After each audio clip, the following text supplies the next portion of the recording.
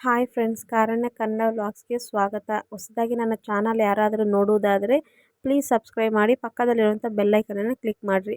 ನಾನು ಈ ದಿನ MTR ಗುಲಾಬ್ ಜಾಮೂನ್ ರೆಸಿಪಿ ಹೇಗೆ ಮಾಡೋದು ತೋರಿಸ್ತೀನಿ. ಅದು ಸಹ ಅಳತೆಯಿಂದ ತೋರಿಸ್ತೀನಿ. ಅಳತೆಯಿಂದ ಮಾಡಿದ್ರೆ ಈಸಿಯಾಗಿ ಕಲಿಬೋದು. ಒಂದು ಪಾತ್ರೆಯಲ್ಲಿ 2 ಬಟ್ಲದಷ್ಟು ಗುಲಾಬ್ ಜಾಮೂನು ಅಂದರೆ 2 ಪ್ಯಾಕೆಟ್ ಗುಲಾಬ್ ಜಾಮೂನು ತೆಗೆದುಕೊಂಡು ಅದರಲ್ಲಿ ಸ್ವಲ್ಪ ಉಪ್ಪನ್ನು ಹಾಕಿಕೊಂಡು ಚೆನ್ನಾಗಿ ಕಲಿಸ್ಕೊಂಡು 1 ಸ್ಪೂನ್ ತುಪ್ಪವನ್ನು ಹಾಕಿಕೊಂಡು ಅದನ್ನು ಸಹ ಚೆನ್ನಾಗಿ ಕಲಿಸ್ಕೊರಿ. ನಾನು ಇದನ್ನು ಕಲಿಸೋಕ್ಕೆ ನೀರು ತೊಗೊತಿಲ್ಲ, ಹಾಲನ್ನು ತೆಗೆದುಕೊಂಡು ಸ್ವಲ್ಪ ಸ್ವಲ್ಪ ಹಾಕಿ ಹೀಗೆ ಕಲಿಸ್ಕೋಬೇಕು ನೋಡಿರಿ. ಹೀಗೆ ಚೆನ್ನಾಗಿ ಕಲಿಸ್ಕೊಂಡ್ರೆ ಗುಲಾಬ್ ಜಾಮೂನ್ ಟೇಸ್ಟಿಯಾಗಿ ಬರ್ತವೆ. ನೀರು ಹಾಕಿದರೆ ಅಷ್ಟು ಟೇಸ್ಟಿಯಾಗಿ ಬರೋದಿಲ್ಲ. ಹೀಗೆ ನಾದ್ಕೋಬೇಕು. ಇಷ್ಟು ಮೃದುವಾಗಿ ಬರಬೇಕು, ಭಾಳ ಮೆತ್ತಗಾಗಬಾರ್ದು. ಚಪಾತಿಗಿನ್ನ ಸ್ವಲ್ಪ ಮೆತ್ತಗಿರಬೇಕು ನೋಡಿರಿ. ನಾನು ಕಲಿಸ್ತಿದ್ದೀನಿ ಎಷ್ಟು ಮೆತ್ತಗಿದೆ ಅಂತ ನೀವೇ ನೋಡ್ತಾ ಇದ್ದೀರಿ ನೋಡಿರಿ.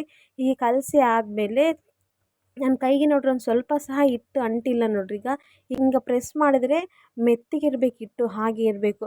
ಆಮೇಲೆ ಅದನ್ನು ಮುಚ್ಚಿಟ್ಟು ಒಂದು 15 ನಿಮಿಷ ಬಿಡಬೇಕು. ಹಾಗೆ ಈ ಕಡೆಗೆ ಪಾಕ ಮಾಡ್ಕೊಳನ್ರಿ. ಒಂದು ಸ್ಟೀಲ್ ಪಾತ್ರೆಯಲ್ಲಿ ಅದೇ ಬಟ್ಲದಿಂದ 2 ಬಟ್ಲ ಸಕ್ಕರೆಯನ್ನು ತೆಗೆದುಕೊಳ್ರಿ. 1 ಬಟ್ಲ ಹಿಟ್ಟಿಗೆ 1 ಬಟ್ಲ ಸಕ್ಕರೆ, ಹಾಗೆ 2 ಬಟ್ಲ ಸಕ್ಕರೆಯನ್ನು ಹಾಕಿಕೊಂಡು ಆ 2 ಬಟ್ಲ ಸಕ್ಕರೆಗೆ 4 ಬಟ್ಲ ನೀರು ಹಾಕ್ಕೋಬೇಕು. ಈ 4 ಬಟ್ಲ ನೀರು ಹಾಕಿ ಆದಮೇಲೆ 2 ಜಜ್ಜಿರುವಂಥ ಏಲಕ್ಕಿ ಪುಡಿಯನ್ನು ಸಹ ಇದರಲ್ಲಿ ಹಾಕಿದ ಮೇಲೆ ಸ್ಟವ್ ಆನ್ ಮಾಡ್ಕೊರಿ. ಹಾಗೆ ಈ ಪಾಕವನ್ನು ಮಧ್ಯದಲ್ಲಿ ಕಲಿಸ್ಕೊರಿ, ಇಲ್ಲಾಂದರೆ ಸಕ್ಕರೆ ತಳ ಅಂಟುವ ಸಂಭವ ಉಂಟು. ಅದಕ್ಕಾಗಿ ಮಧ್ಯದಲ್ಲಿ ಕಲಿಸ್ಕೊತಾ ಇದ್ವಿ. ಇದು ಯಾವುದು ಕಷ್ಟ ಏನಿಲ್ಲ ರೀ, ಈಸಿಯಾಗಿ ಆರಾಮಾಗಿ ಗುಲಾಬ್ ಜಾಮ್ ಮಾಡ್ಬೋದು. ಫಸ್ಟ್ ಟೈಮ್ ಮಾಡೋರು ಸಹ ಒಳ್ಳೆ ರಿಸಲ್ಟ್ ಕಾಣ್ತೀರಿ. ಇದರಲ್ಲಿ ಯಾವ ಫೇಲು ಸಹ ಆಗೋದಿಲ್ಲ. ಒಳ್ಳೆ ರೀತಿಯಲ್ಲಿ ಮಾಡೋಂಥ ಸಾಧ್ಯತೆ ಉಂಟು. ನಾನು ಹೇಳಿದ ಪ್ರಕಾರ ನೀವು ಮಾಡಿದ್ರೆ ನೋಡಿರಿ. ಪಾಕದಲ್ಲೀಗ ಹೀಗೆ ಮಧ್ಯದಲ್ಲಿ ಕಲಿಸಿದ್ರೆ ನೋಡಿರಿ, ನಾನು ಸಕ್ಕರೆ ಏನು ತಳ ಅಂಟಿಲ್ಲ ನೋಡಿರಿ. ಎಲ್ಲ ಸಕ್ಕರೆ ಎಲ್ಲ ಕರಗಿ ಹೋಗಿದೆ. ಈ ಕರಗಿ ಹೋದ್ಮೇಲೆ ಇದರಲ್ಲಿ ಫ್ರೆಂಡ್ಸ್ 1 ಎಳೆ ಪಾಕ 2 ಎಳೆ ಪಾಕ ಬರಬೇಕಂತ ಏನಿಲ್ಲ. ಜಸ್ಟ್ ಹಿಂಗೆ ಅಂದಾಗ ನಮ್ಮ ಕೈಗೆ ಅಂಟ್ಕೋಬೇಕು ನೋಡಿರಿ. ನಾನು ಇಲ್ಲಿ ತೋರಿಸ್ತಾ ಇದ್ದೀನಿ. ಜಸ್ಟ್ ನಮ್ಮ ಕೈಗೆ ಅಂಟು ಪಾಕ ಬಂದರೆ ಸಾಕು. ಈಗ ಪಾಕ ರೆಡಿ ಆಗಿದೆ ಅಂತ ಅರ್ಥ. ಇದನ್ನು ಸ್ಟವ್ ಆಫ್ ಮಾಡಿ ಅರ್ಧ ನಿಂಬೆಹಣ್ಣು ತೆಗೆದುಕೊಂಡು ಅದರಲ್ಲಿ ಒಂದು 5-6 ಹನಿ ನಿಂಬೆ ರಸವನ್ನು ಹಾಕಿರಿ. ಆವಾಗ ಅದು ಸಕ್ಕರೆಯಾಗಿ ಗುಲಾಬ್ ಜಾಮೂನಿಗಾಗಲಿ ಪಾತ್ರೆಗಾಗಲಿ ಸೈಡಲ್ಲಿ ಬರೋದಿಲ್ಲ. ಈಗ ಇದಾದಮೇಲೆ ನಾವು ನಾದಿಟ್ಟುಕೊಂಡಿರೋಂಥ ಹಿಟ್ಟನ್ನು ತೆಗೆದು ನೋಡಿರಿ ಎಷ್ಟು ಚೆನ್ನಾಗಿ ಆಗಿದೆ. ಈ ಹಿಟ್ಟಿಂಗೆ ಪ್ರೆಸ್ ಮಾಡಿ ನೋಡಿರಿ, ಬೇಸ್ ಮೆತ್ತಗಿರ್ತೈತೆ.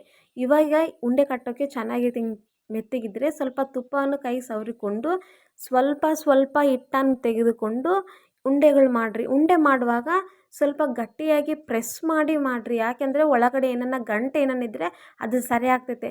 ಒಂದು ವೇಳೆ ಗಂಟು ಏನನ್ನಿದ್ರೆ ಎಣ್ಣೆಯಲ್ಲಿ ಹುರಿಯುವಾಗ ಅದು ಸೀಳುವಂಥ ಸಾಧ್ಯತೆ ಉಂಟು. ಅದಕ್ಕಾಗಿ ಇವಾಗ ಹಿಂಗೆ ಪ್ರೆಸ್ ಮಾಡಿ ಆಮೇಲೆ ಉಂಡೆ ಮಾಡಿದರೆ ಹಾಗೆ ಬರೋದಿಲ್ಲ ನೋಡಿರಿ. ನಾನು ಹೀಗೆ ಪ್ರತಿಯೊಂದನ್ನು ಮಾಡಿ ನೋಡಿರಿ, ನಾನು ಉಂಡೆ ಹೇಗೆ ಮಾಡಿದ್ದೀನಿ ಅಂತ ನೀವು ನೋಡಿರಿ.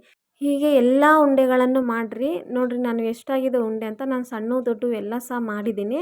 ಒಂದು ಕಡಾಯಿಯಲ್ಲಿ ಎಣ್ಣೆ ಚೆನ್ನಾಗಿ ಕಾದಾದಮೇಲೆ ಕಡಿಮೆ ಉರಿಯಲ್ಲಿಟ್ಟು ನಾವು ಉಂಡೆ ಮಾಡಿಟ್ಕೊಂಡಿರುವಂಥ ಜಾಮೂನುಗಳನ್ನು ಈ ಎಣ್ಣೆಯಲ್ಲಿ ಸ್ವಲ್ಪ ಹಾಕಿಕೊಂಡು ಹೀಗೆ ಹಾಕ್ಕೋರಿ. ಈಗ ಹಾಕ್ಕೊಂಡಾದಮೇಲೆ ನೋಡಿರಿ, ನಾನೊಂದು ನಿಮಗೆ ಟ್ರಿಕ್ ತೋರಿಸ್ತೀನಿ. ಈ ಉಂಡೆ ಎಲ್ಲ ಕರೆಕ್ಟಾಗಿ ಎಲ್ಲವೂ ಒಳಗೆಲ್ಲ ಬೆನಿಬೇಕು, ಎಲ್ಲವೂ ಕರೆಕ್ಟಾಗಿ ಸರಿಯಾಗಿರ್ಬೇಕಂದ್ರೆ ಈ ಸ್ಪೂನ್ ಹಾಕಿ ಹಿಂಗೆ ತಿರುಗಬೇಕು ರೀ. ಹಿಂಗೆ ತಿರುಗ್ತಾನೇ ಇರಬೇಕು, ಕೈ ಬಿಡ್ದಂಗೆ. ಹಿಂಗೆ ತಿರುಗ್ತಾನೆ ಇದ್ದರೆ ಎಲ್ಲ ಗುಲಾಬ್ ಜಾಮೂನ್ ಸಹ ಎಲ್ಲ ಸಮನಾಗಿ ಒಳಗೆ ಬೆನಿತಾವೆ. ಯಾವುದು ಇಲ್ಲೇ ಗೋಲ್ಡನ್ ಕಲರ್ ಆಗಿ ಒಳಗಡೆ ಇಟ್ಟಿರೋದಿಲ್ಲ, ಎಲ್ಲವೂ ಸಹ ಒಳಗೆ ಬೆಂದಿರುತ್ತೆ ನೋಡಿರಿ. ಇವನ್ನೆಲ್ಲ ಹೀಗೆ ಎಲ್ಲವನ್ನು ಮಾಡಿಕೊಂಡು ನೋಡಿರಿ, ನಾನು ತೋರಿಸ್ತೀನಿ. ಒಂದು ಸ್ವಲ್ಪನೂ ಒಳಗೆ ಇಟ್ಟಿಲ್ದಂಗೆ ಎಲ್ಲವೂ ಸಹ ಈವನ್ ಆಗಿ ಬೆಂದಿದ್ದಾವೆ. ಹೀಗೆ ನಾನು ಹೇಳ್ದಲ್ರಿ, ಸ್ಪೂನಿಂದ ಕಂಪಲ್ಸರಿ ನೀವು ಹಾಗೆ ತಿರುಗಿದ್ರೆ ಮಾತ್ರ ಹೀಗೆ ಬರ್ತವೆ. ಆದರೆ ತಿರುವಾಗ ಹುಷಾರಾಗಿ, ಎದಕ್ಕಂದರೆ ಮತ್ತೆ ಎಣ್ಣೆ ಮೈ ಮೇಲೆ ಬೀಳುವ ಸಾಧ್ಯತೆ ಉಂಟು. ಹೀಗೆ ಎಲ್ಲ ಉಂಡೆಗಳನ್ನು ಪಾಕದಲ್ಲಿ ಹಾಕಿಕೊಂಡು ಸುಮಾರು ಒಂದು 4-5 ತಾಸು ಹಾಗೆ ಬಿಡ್ರಿ. ಬಿಟ್ಟಾದಮೇಲೆ ಆ ಪಾಕ ಎಲ್ಲ ಉಂಡೆಗಳು ಹೀರ್ಕೊಂಡಾದಮೇಲೆ ನೋಡಿರಿ ಫ್ರೆಂಡ್ಸ್, ಗುಲಾಬ್ ಜಾಮೂನ್ ಎಷ್ಟು ಚೆನ್ನಾಗಾಗಿದ್ದಾವೆ. ನಾನಿಲ್ಲಿ ಸ್ಪೂನಿಂದ ತೆಗೆದು ತೋರಿಸ್ತೀನಿ ನೋಡಿರಿ. ಜಾಮೂನು ಪಾಕವನ್ನು ಎಷ್ಟು ಚೆನ್ನಾಗಿ ಹೀರ್ಕೊಂಡವಂತ. ಫಸ್ಟ್ ಟೈಮ್ ಮಾಡೋರು ಸಹ ಆರಾಮಾಗಿ ಕಣ್ಣು ಮುಚ್ಕೊಂಡು ಮಾಡ್ಬೋದು. ಹಾಗೆ ನಾನು ಮಾಡಿದಂಥ ರೆಸಿಪಿ ನಿಮಗೆ ಇಷ್ಟವಾಗಿದ್ದರೆ ಲೈಕ್ ಮಾಡಿ, ಶೇರ್ ಮಾಡಿ, ಕಮೆಂಟ್ ಮಾಡಿ, ಪಕ್ಕದಲ್ಲಿರುವಂಥ ಬೆಲ್ ಐಕನನ್ನು ಕ್ಲಿಕ್ ಮಾಡೋದನ್ನು ಮರೆಯಬೇಡಿರಿ. ಧನ್ಯವಾದಗಳು.